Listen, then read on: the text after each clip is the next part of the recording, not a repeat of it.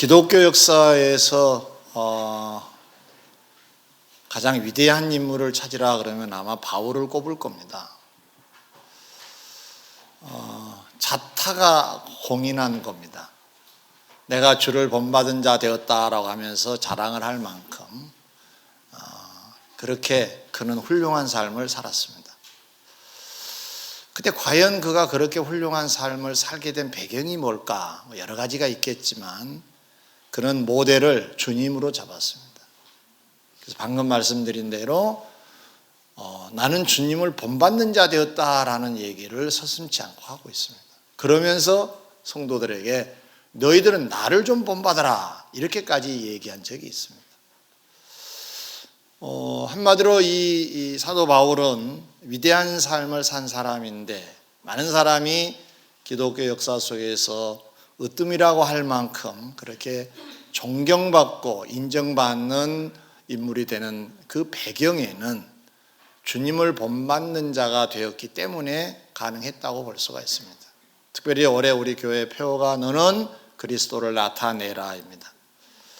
그래서 오늘은 그 그리스도를 나타내기 위하여서 어떻게 하면 그 일이 가능할까 찾다가 주님을 본받으면은 자연스럽게 주님을 나타낼 수 있겠구나 이런 생각을 하고 주님의 삶을 어쩌면 공생애를 요약해 놓은 삶이라고 할 수 있는 본문을 오늘 소개하게 되었습니다. 이 내용을 여러분 잘 보시게 되면 예수님의 세 가지 중요한 삶을 우리에게 소개하고 있는 걸 볼 수가 있습니다. 하나씩 소개하겠습니다. 첫째로 주님은 어떻게 사셨느냐? 세상을 사시는 동안 당신이 이루셔야 될 목적이 뚜렷한 분입니다. 목적이 있는 삶을 사셨습니다. 마가복음 1장 21절 이하에 보면 주님께서는 오늘 본문의 배경이 되는 내용이 나오는데 거기에 보면 가버나움이라고 하는 곳에서 안식일을 맞습니다. 그 안식일에 뭘 하셨느냐? 회당에 들어가십니다. 우리식으로 말하면 교회를 가신 거죠. 가셔서 많은 사람들을 가르치시고 병자를 고쳐주신 일을 하셨습니다. 그리고 나서 회당을 나오십니다. 그리고 가신 곳이 시몬과 안드레 집이라고 오늘 본문에는 기록을 하고 있습니다. 가버나움 안식일에 가버나움에서 회당에서 머물러 가르치시고 일을 하시다가 이제 시몬 다음에 베드로가 됩니다. 베드로와 안드레가 살고 있는 생가로 이제 발걸음을 옮기십니다.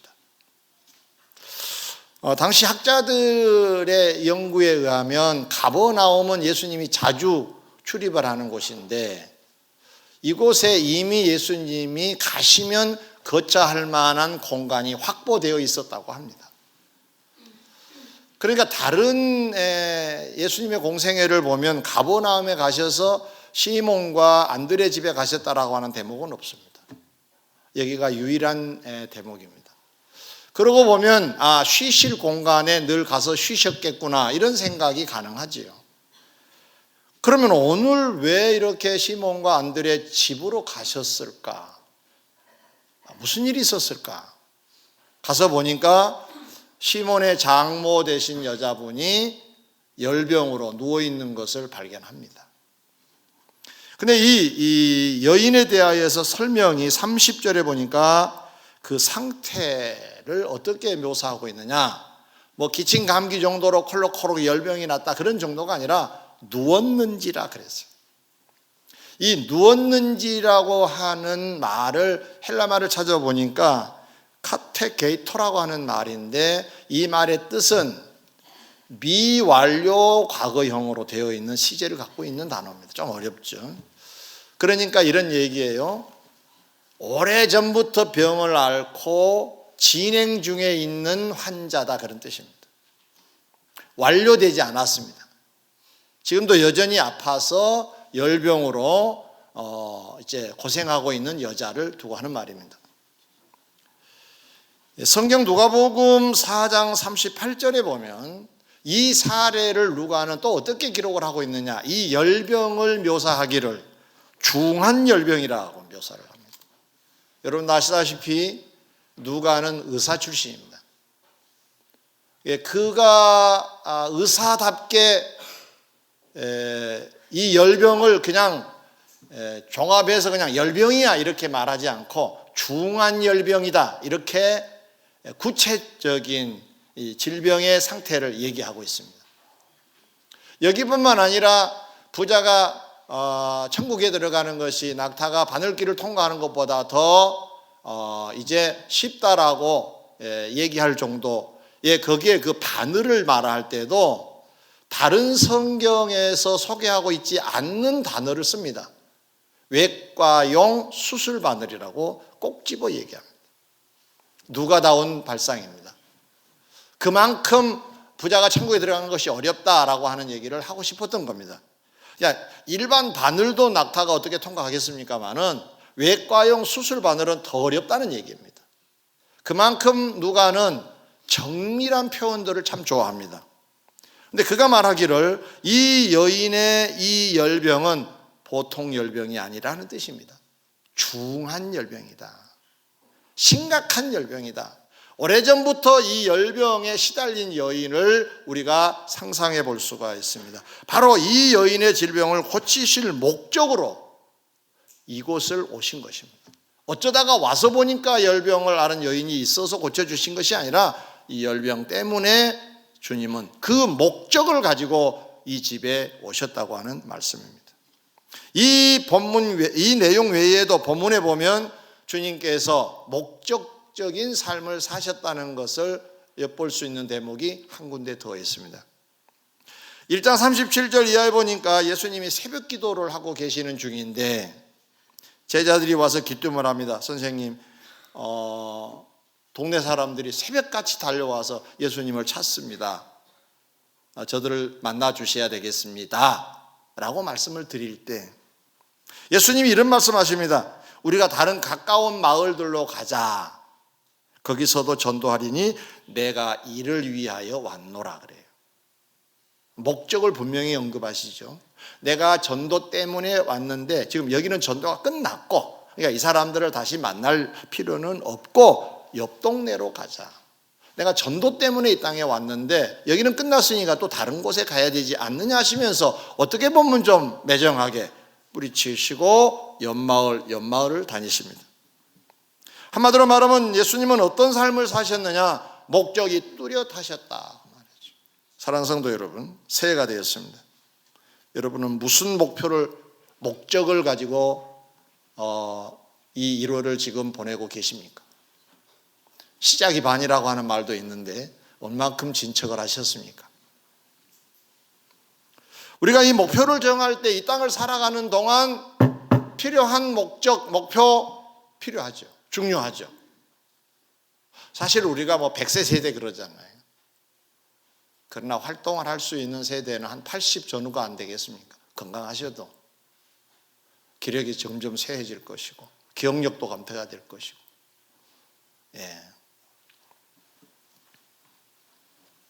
그러나 이 세상의 삶을 너무 짧게만 보면 또 안 되죠. 짧으면 짧은 세상이지만 또 길면 긴 세상입니다. 노후도 걱정을 해야 되겠죠. 그러므로 이 세상을 살아가는 과정에 필요한 목표도 필요합니다. 돈도 좀 벌어야 되고 건강도 해야 되고 뭔가 업적을 남겨야 되고 필요한 것들입니다. 그러나 더 중요한 목표가 있어야 됩니다. 그건 뭐냐? 하나님이 기뻐하실 만한 영적인 목표입니다. 동의하세요? 아멘. 아멘. 세상의 목표는 늘 잡는데 주를 기쁘게 해드리는 목표는 하나도 없다 그러면 좀 삶이 이상한 삶이에요. 좋은 신앙을 가졌다고 말할 수는 없겠죠. 어떻게 하면 좋을까? 이게 한번 제안을 해보려고 합니다. 주님이 기뻐하실 만한 신앙의 요소가 있는 목표.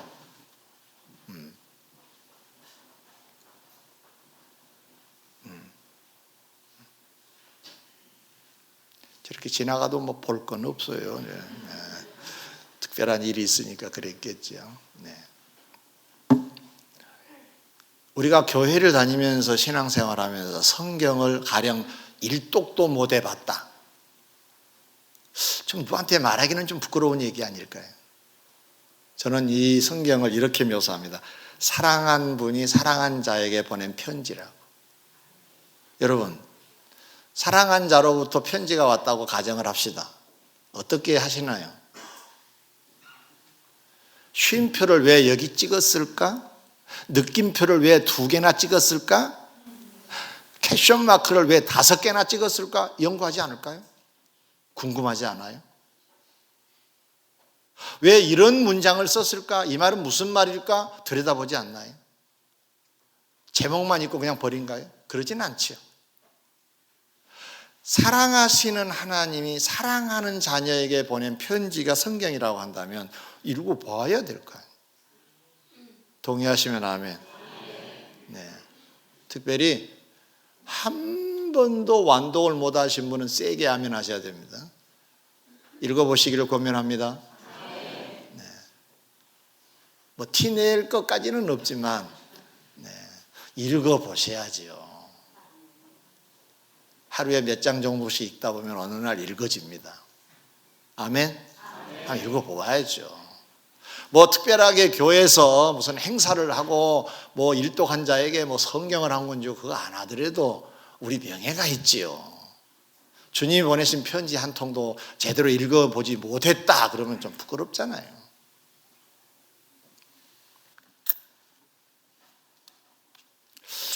매일 가정에서 찬송 소리나 기도 소리가 있도록 하신 게 어떨까요? 가정 예배 뭐 거창하게 그렇게 요즘 바쁜 세상이니까 못하면 가정 기도회라도 아이를 붙잡고 아침에 기도하고 저녁에 마무리 기도해주고 얼마나 아이들이 그리스도 안에서 잘 성장할 수가 있겠습니까? 그런 시간이 필요하지 않을까요? 올해는 그런 거 한번 해보면 어떨까요? 근데 제가 옛날에 한번 해봤는데요. 제일 난처한 때가 언제냐면은 몇 시간 전에 부부싸움을 하고 가정예배 드립시다 할 때가 제일 곤란한 것 같아요. 요즘 부부싸움 안 합니다. 안 합니다. 옛날에 아주 옛날에 그래도 약속은 약속이니까 네. 하면 참 좋을 것 같아요. 한 달에 한 번 정도 가족을 데리고 어디 양로원을 가본다든가 너무 분주한 세상인가요? 그러면 1년에 한 몇 차례라도 이런 선한 일에 자녀의 교육의 현장에 있으면 어떨까요? 얼마 전에 내가 얘기를 들으니까 광화문에 촛불 들고 나갔다는 가족들이 꽤 되더라고요. 네. 시국에 대한 거 아이들에게 생생한 현장을 보여주겠다. 예. 불쌍한 노인들을 생생하게 보여주는 것도 필요할 건데요. 하나님이 기뻐하실 만한 그런 걸 좀 폭넓게 생각하면서 실천해보고 목표를 정해놓고 살아보는 한 해가 되면 어떨까요? 특별히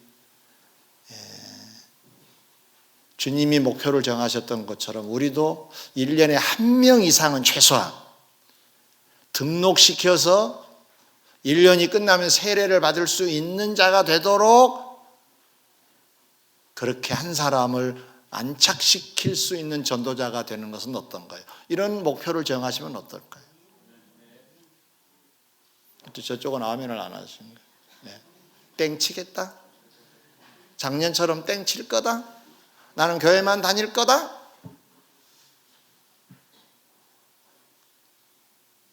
목표 없는 삶은 그렇게 다음에 자랑할 만한 삶이 못 됩니다.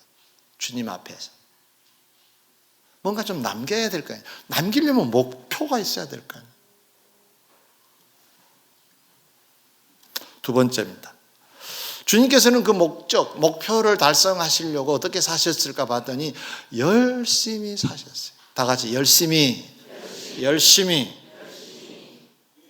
마가복음 1장 21절 이하에 회당에 들어가셔서 가르치시고 병자를 고쳐주셨다 그랬습니다. 마가복음 1장 29절 이하에 보면 시몬의 집에 내려가셔서 열병으로 고생하는 그 여인을 고쳐주셨다 그랬습니다. 사실 안식일에 회당에서 가르치시고 병자를 고쳐줬다는 이 상황은요, 피곤한 상황입니다. 저도 오전에 3번, 오후에 1번, 또 세미나가 있으면 또 1번, 이렇게 하루를 이제 가르치는 시간이잖아요. 설교 예배라는 게 가르치고 배우는 시간이잖아요. 그런데 피곤해요. 끝나면은 정말로 그 다음날 힘이 들 만큼 힘이 들어요. 근데 예수님은 얼마나 힘드셨을까 하는 생각을 해봐요. 제 경험에 비추어서. 예수님은 저 정도 하셨겠어요? 훨씬 더 열정적으로 하셨겠죠. 병자를 고치시고 귀신을 내쫓으시고 그 에너지 소진이 얼마나 많으셨겠어요. 그럼에도 불구하고 그 오후에 내려가셔서 열병을 고쳐주시고 사람들이 모여들었을 때 또 그들에게 복음을 전하시고 또 병자를 고쳐주시고 귀신을 내쫓으신 일을 했습니다. 이건 무슨 스토리인가요? 부지런히 사셨다는 얘기예요. 앞에 당신이 하셔야 될 일이 주어지면은 부지런히 사셨다는 말씀. 이 대목에서 누가복음 4장 40절에 누가의 견해를 또 한번 우리가 들여다볼 필요가 있어요. 누가는 같은 사례를 소개하기를 해질 무렵에 사람들이 온갖 병자들을 데리고 나오매 예수께서 일일이 그 위에 손을 얹으사 고치시니 그랬어요. 일일이 손을 그 위에 얹었다. 안수했다 그 말이잖아요. 일일이. 근데 아까 우리가 처음에 볼 때 뭐라고 그랬습니까? 예수께 데려오는데 온 동네가 그 문 앞에 모였더라 그랬죠. 동네 사람들이 구경 가자 그러면 다 온 겁니다. 병자도 데리고 오고 귀신 들린 자도 데려오고 말씀 듣고 싶어서 온 자도 있고 호기심에서 온 자도 있고 동네 사람들이 다 모였다 그런 말이잖아요. 그 사람들에게 일일이 한 사람 한 사람 손을 얹고 고쳐주시고 귀신을 쫓으신 일을 하셨다고 했습니다. 누가 나온 표현이죠? 일일이. 정밀한 표현이죠. 그러면 더 피곤합니다. 그냥 모아서 그냥 한꺼번에 기도하는 것도 힘이 드셨을 건데 일일이 한 사람 한 사람 손을 얹고 기도하셨다? 보통 일이 아니신 거죠. 매우 부지런히 열심히 사셨다는 것을 알 수가 있습니다. 그러나 또 한 가지 특징이 뭐냐면 이러는 과정에 몸은 피곤해졌겠죠. 육신을 가졌으니까. 요한복음 4장 6절에 보니까 주님께서 사마리아를 지나가시게 됐어요. 그래서 이제 우물을 하나 발견하고 이제 그곳에 가십니다. 동네에 이제 먹을 것이 있나 하고 제자들은 뭘 사러 이제 동네로 들어갔어요. 그때 주님 표현이 이렇게 되어 있습니다. 우물 곁에 그대로 앉으셨다. 피곤하셔서 우물 곁에 그대로 앉으셨다. 이 말은 언어로 보니까 쓰러지다시피 거의 누울 정도가 되셨다 그런 말. 근데 그 시가 몇 시냐? 제6시더라 그랬어요. 그럼 제6시면은 우리 시각으로 이제 좀 알만한데 플러스 6을 하면 우리나라 시각이 된다 그랬죠. 몇 시? 12시입니다. 그러니까 성경에 시간이 나오면 다 6을 더해 보세요. 그건 우리나라 시간이 되는 거예요. 3시 몇 시가 될까요? 9시. 플러스 6을 하고 계산하면 되는 거예요. 그러면 12시예요. 12시. 다른 사람들이 오침을 할 만한 뜨거운 시간이기도 했겠지만 오전 12시에 벌써 쓰러지다시피 앉으셨으니까 피곤이 극에 달했다는 얘기입니다. 뭘 의미할까요? 주님은 늘 피곤하셨어요. 한 번은 마가복음 4장에 보면 배를 타고 거라사 지방으로 가시게 되었어요. 일과를 다 마치고 이제 오후에 가는 거죠. 해질 무렵에. 그런데 풍랑이 갑작스럽게 일었어요. 그 배가 뒤집혀질 정도가 됐어요. 파도가. 제자들이 죽게 되자 예수님을 흔들어 깨웠다 그랬어요. 선생님, 우리가 죽을 지경이 되었습니다. 그게 무슨 얘기인가요? 지금 예수님은 곤히 주무시고 계신다 그런 뜻입니다. 피곤하셔서 그런 거예요. 저는 가끔 피곤할 때 그 주님을 상상을 하면서 아유, 너는 요즘 말로 세 발의 피다. 그것 갖고 피곤하다 그러느냐? 속으로 그렇게 일침을 가합니다. 그걸로 피곤하다 그래? 그래서 너 죽을 것 같니? 아니, 누구보고 하는 얘기 아니고 나보고 하는 얘기다. 우리 피곤해서 멈출 때 많잖아요. 이해합니다. 그러나 주님의 피곤을 생각하면 한 번 더 힘을 낼 수 있어야 합니다. 마가복음 6장에 보면 제자들이 전도하고 돌아왔어요. 근데 사람들이 또 모여든 거예요.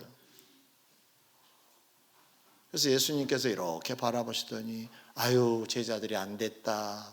안쓰러우셔서 안 되겠다. 다른 어디 한적한 곳에 가서 잠깐 쉬어야 되겠다 하고 데리고 가세요. 근데 그때가 식사 때가 지났는데도 식사도 못했다 그랬어요. 그래서 안쓰러운 마음에서 제자들을 이끌고 그들을 좀 매정하게 떨쳐놓고 한적한 곳으로 가서 쉬어야 되겠다고 배 타고 가세요.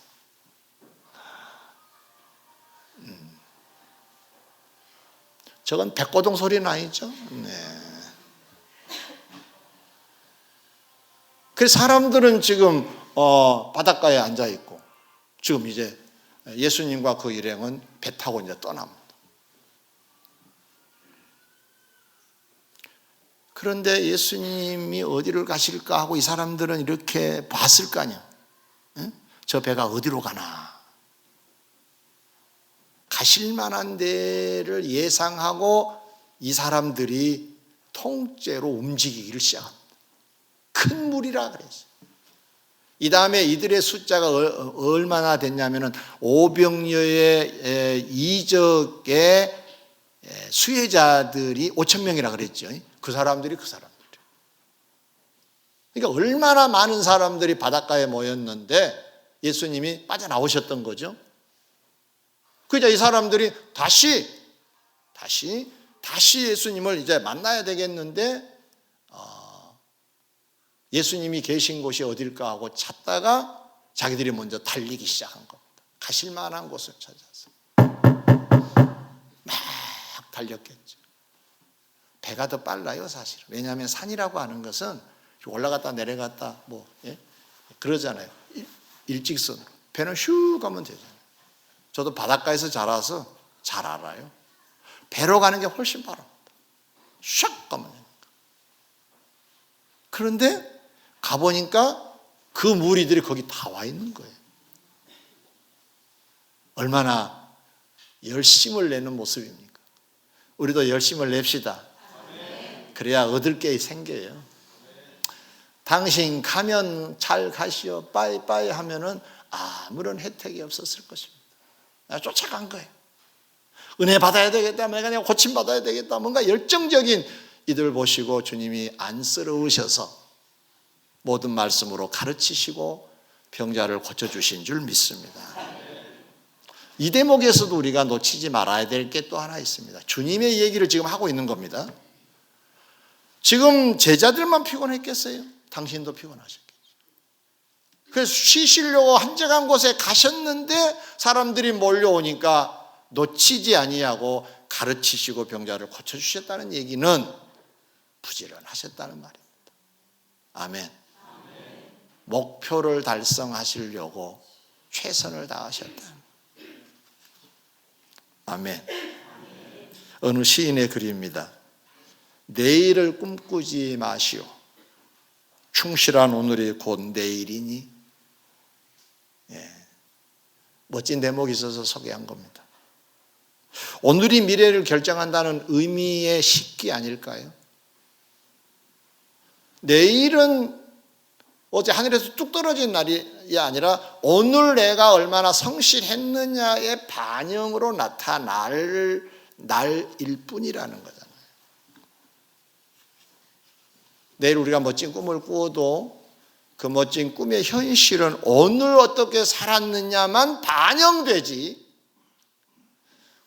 꿈만 꾼다고 되는 건 내일은 아니라는 사실입니다. 사랑하는 성도 여러분, 주님께서 공생애 때 하셨던 말씀 중에 일에 대한 말씀을, 이런 말씀을 한번 하신 적이 있습니다. 자, 설교에 집중하세요. 아버지도 일하시니 나도 일한다 하셨습니다. 따라합시다. 아버지도 일하시니 나도 일한다. 네, 일하고 계시는 하나님, 지금도 예수님은 우리를 위해서 일하고 계신 줄 믿습니다. 보좌 우편에서 우리를 위해서 뭐 하신다 그랬죠? 간구, 기도는 일하고 계신 거예요. 네, 일하고 계시는 줄. 나를 위해서 일하고 계시는데 우리가 놀아서 해야 되겠습니까? 놀지 맙시다. 네, 뭔가 합시다. 뭔가 합시다. 네, 교회 부흥과 발전의 기여자가 되셔야 될 겁니다. 이런 말이 있더라고요. 돈을 허비하면 가난하게 되지만 시간을 허비하면 헛된 인생이 된다. 불행한 인생이 된다는 거죠. 시간을 허비하면. 시간은 동일하게 우리에게 24시간 하루 주어졌습니다. 더도 없고 덜도 없습니다. 공정합니다. 이걸 얼마나 우리가 잘 쓰느냐에 따라서 열매가 맺히고 없기도 하겠죠. 네. 우리 집에 가면 조그마한 어항에 물고기, 우리 집사님 주셔서 물고기를 키워요. 새끼도 낳고 해서 제법 잘 자라고 있습니다. 그런데 이제 먹이를 줘봐요. 먹이를 주면은, 이야, 누가 와서 먹을까 싶어서 꼬리를 그냥 흔들면서 가서 막 먹는 놈은 몸짓이 점점 커지는데, 쉬엄쉬엄 돌아다니는 놈은 여전히 비리비리해가지고 새끼도 못 나요. 새끼도. 저는 그걸 보면서 많은 교훈을 얻습니다. 새끼도 못 난 물고기, 전도도 못한 성도, 얼마나 먹는 게 부실했으면 새끼를 못 날까, 이런 생각을 해요. 새끼라 그래서 미안해요. 예를 들어 비유를 한 든가. 먹는 것 같은데 부실했나 봐. 그럼 뭘 못 만들어내. 열심히 삽시다. 열심히. 주님의 일하심의 특징은 피곤하셔도 일하셨다. 제가 얼마 전에 또 지인을 만났는데, 자기 가족 중에 시한부 인생이 있대요. 시한부 인생. 어떤 인생이냐고 그랬더니 암을 선고받아서 얼마 못 산다 그래요. 제가 전도의 기회다 그렇게 생각을 하고, 저기 말입니다. 근데 그분만 시한부 아니에요. 깜짝 놀라고. 목사님도 시한부세요? 네, 저 시한부입니다. 아니, 어디가 편찮으세요? 아니, 아파서 시한부가 아니라 원래 나는 시한부입니다. 그런데 당신도 시한부예요. 그랬더니 깜짝 놀란 거예요. 무슨 내가 투시나 해가지고 무슨 암이나 발견한 줄 알고 깜짝 놀랐어요. 아니에요. 몇 년 더 사실 것 같아요. 요즘 100세 세대라 그러잖아요. 그래, 100세라 그럽시다. 그럼 100세면 시한부네, 거기까지가. 100세 되면 죽을 거 아니에요. 100세를 원하면. 또 인생은 원한 대로 가는 게 아니에요. 50에 가기도 해요. 멀쩡한 데 가기도 합니다. 골골 100세도 있어요. 이게 몰라, 또 이게. 몰라요. 옛날에는 무병 그랬어요. 지금은 유병 장수가 됐어요. 왜 그런 줄 아세요? 약 먹잖아요.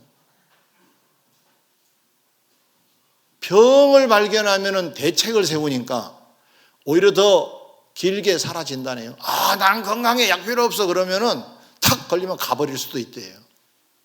그러니까 옛날에는 무병장수인데 지금은 유병장수일 수도 있어요. 사람은 몰라요. 분명한 사실은 시한부입니다. 다 우리 정해졌어요. 제가 맞춰볼까요? 두렵지요?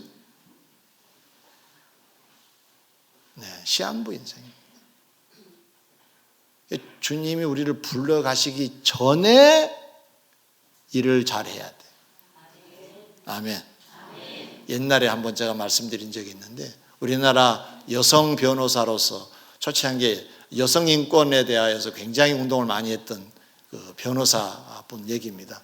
단체 장을 하고 있을 때인데 암이 걸렸어요.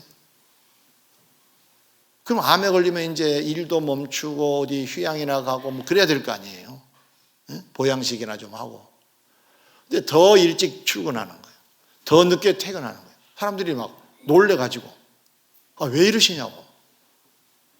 그분이 한 유명한 말이 있습니다. 난 좀 길게 살 줄 알고 느슨하게 계획을 세웠는데 빨리 주님이 오라고 그러신다고 하니 나도 서둘러 일해야 될 거라고 생각을 해서 서둘러 일한다.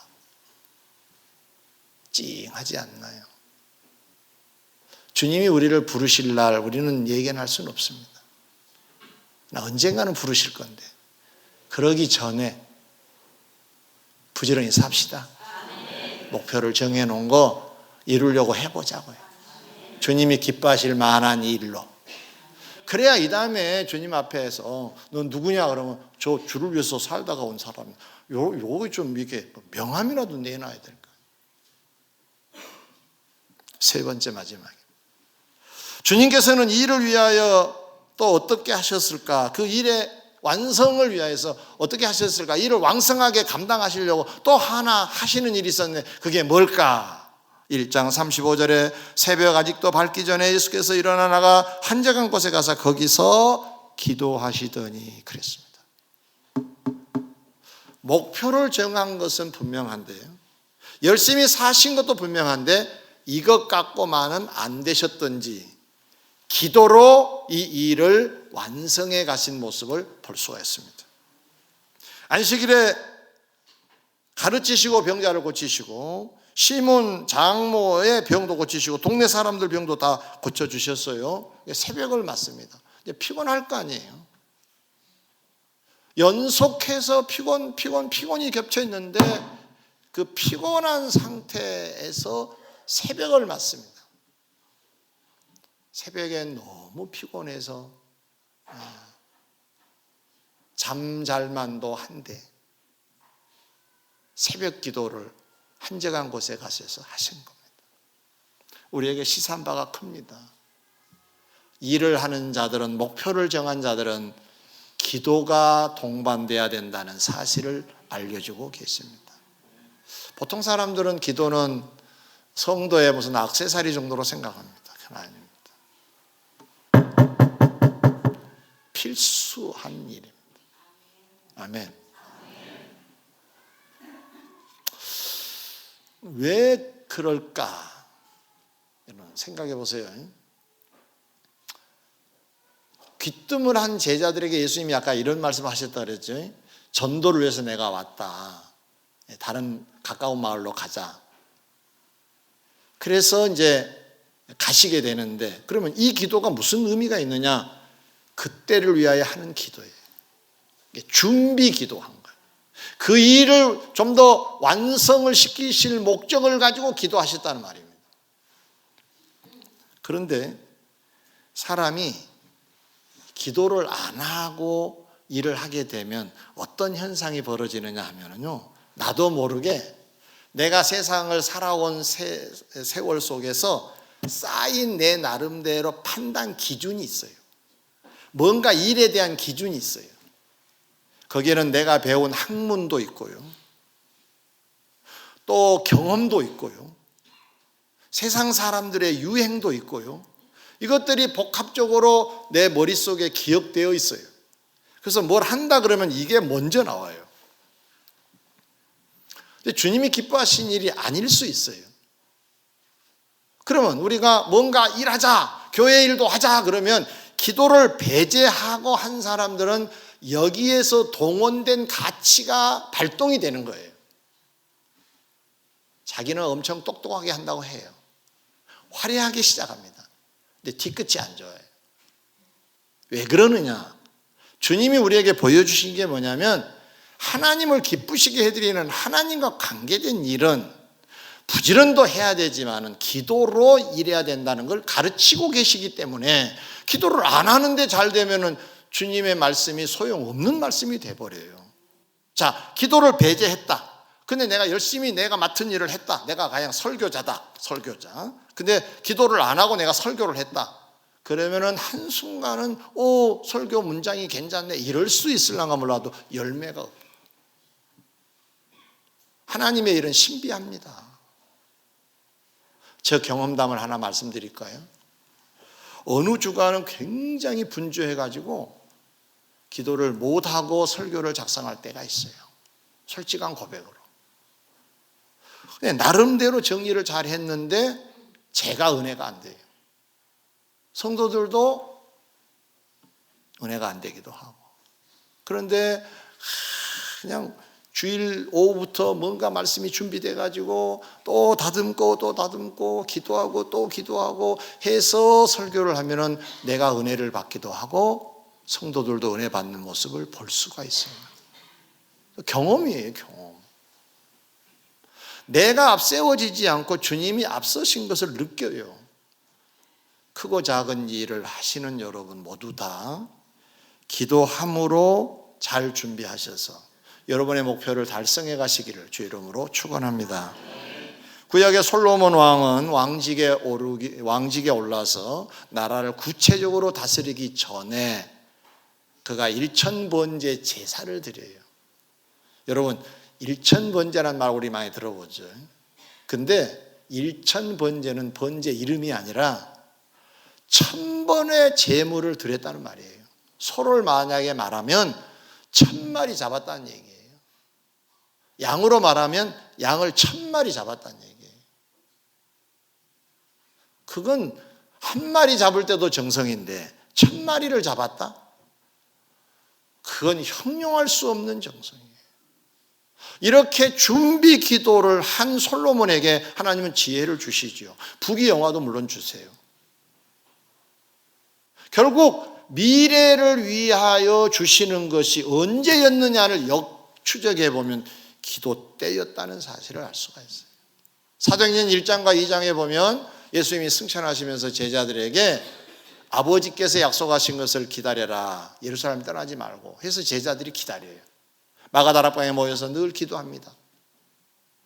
기도한 후에 나타난 현상이 뭔 줄 아세요? 성령 충만함이었고, 이 성령 충만함을 입어서 비겁함을 다 벗어버리고 용기를 가지고 초대교회를 이루어서 지금 우리나라까지 복음이 전해지는 배경이 됐던 거예요.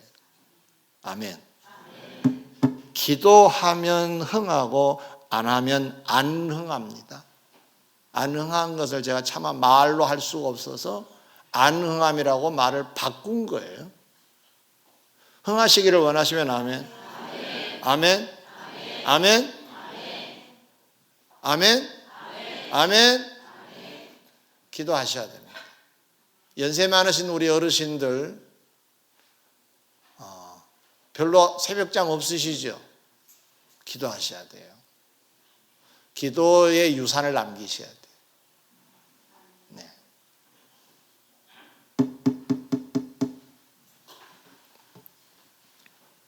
말씀을 정리하겠습니다.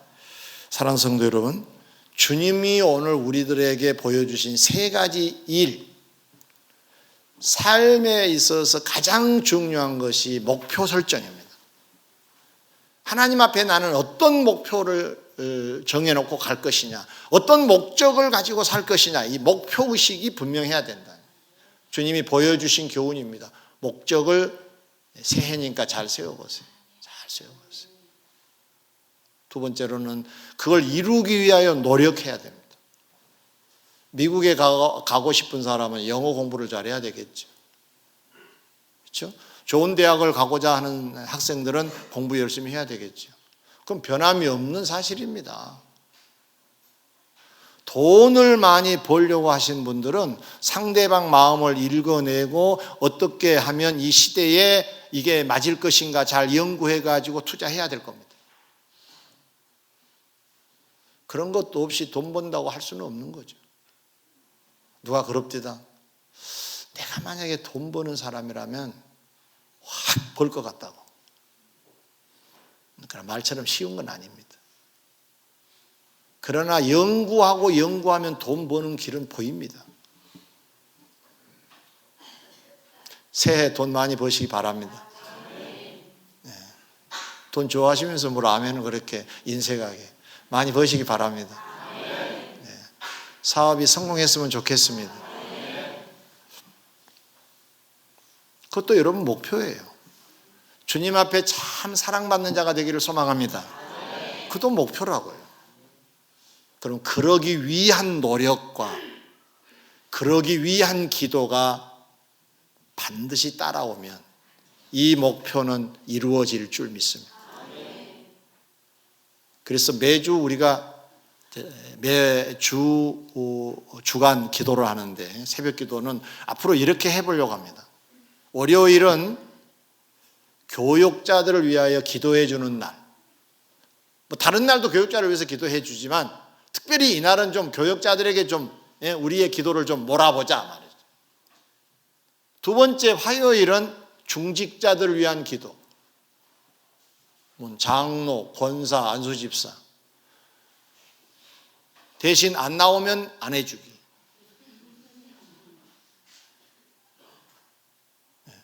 보인 사람만 기도해주기. 우리 늘 그렇게 하고 있잖아요. 자기가 정성도 못 들이는데 누구의 기도를 기다려요? 그날은 이런 말이에요. 장로 출근하는 날, 권사 출근하는 날, 안수집사 새벽 출근하는 날 그런 뜻이에요. 말을 잘 알아두셔야 돼요. 세 번째는 구역 강사와 구역장을 위한 기도의 날로 정할 겁니다. 수요일은. 목요일은 교사를 위한 기도를 할 겁니다. 여러분 자녀를 맡겨놓고 있잖아요. 그 교사들을 위해서 우리가 기도해 줘야 돼요. 그들도 기도해야 되죠.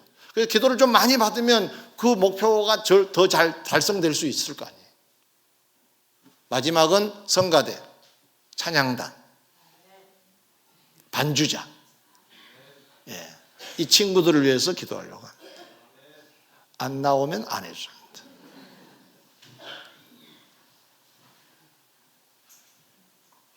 목표를 정하고 노력하고 기도해서 2017년 한 해는 여러분의 모든 꿈들이 실현되어지시기를, 그래서 기쁘고 행복하는 한 해가 되시기를 주의 이름으로 축원합니다.